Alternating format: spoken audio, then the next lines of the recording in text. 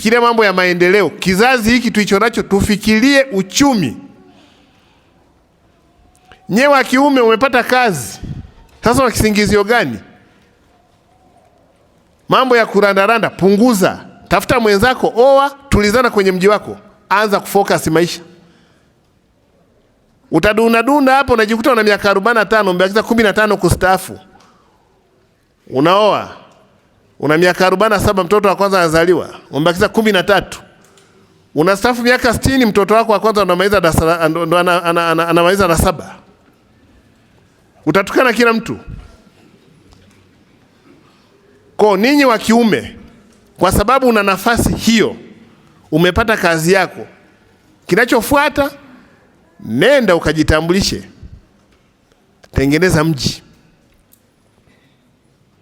Ule wimbo wa bado nipo kwanza haukuhusu. Umenielewa? Huo wimbo kwako umesha expire. Kwa sababu kuna watu hapa hausikira mtu. Kuna watu hapa na masikio ya kenge, hasikira baba wala la kaka wala. Sasa nimekuambia mimi, wewe wa kiume uliyepata kazi, kama umesha zalisha watu huko, kusanya watoto wako wasitelekezwe wakaenda kwenye kusumbua viongozi kwenye maofisi. Unashtakiwa usawa ya jamii kila ofisi. Baba wa huyu mtoto ni muuguzi yuko Makete. Kama umezaa sana, kumbuka na kulea. Sio, umenielewa? Na nyewe watoto wangu wa kike, punguzeni kuchagua. Chagua nazi uvuna nini? Corona. Punguza kuchagua. Sifa zingine kuna nazo huko mnapoishi. Maana pia watu wamechunguza sana, hata walipokuja kuchagua wakaishia kujikuta wameenda na corona huko nyumbani. Don't jump because everyone is jumping. Hapana. Vidora vilingani, hata ninyi mfanani wala mlingani. Nyewe mmeumbwa tu kwa mfano wa Mungu. Hicho tu ndo kinawakutanisha. Lakini mko tofauti. Kuna mtu hapa nyumbani kwao huko ndo anahitajika sasa, amepata kazi, angalau ajenge.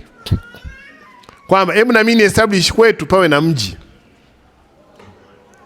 Kuna mtu hapa amepata kazi, wadogo zake wako chuoni, wamepata mikopo 50%, 70%, ndo sasa wanapumua kwamba angalau fulani amepata kazi atasaidia. Kuna mtu hapa amepata kazi, mama ni mgonjwa, ndo sasa ile kazi inakupa bima ya afya ya mzazi wako. Kwa hiyo kazi ile ithamini, ipende. Nimwambia ukishamtukuza Mungu, tukuza kazi yako. Akija mtu mjinga akakwambia kazi haina maana, akakushindisha amekudharau sana. Na Mwalimu Nyerere make it very well. Mtu mwenye akili akikupa mawazo ya kipumbavu na wewe una akili, unajua mambo wanayoniambia ni upumbavu, usipoyakataa na kudharau. Unajua kesho ni Jumatatu, leo ni Jumapili, mwenzako akakupitia pale, unajua unaishi kwa mshahara, unachukua mshahara wako mnaenda mnakesha mnakunywa pombe mpaka usiku, unajua kwamba kesho nitaamka na hangover, sitaweza kwenda kazini. Huyo mtu atakudharau, utakuwa ni mpumbavu wa maisha. Kwa lazima huko mnako kwenda muweze kuthamini kazi yenu. Yaani hiyo kazi, ukitukuza Mungu wako wa mbinguni, unatukuza kazi yako.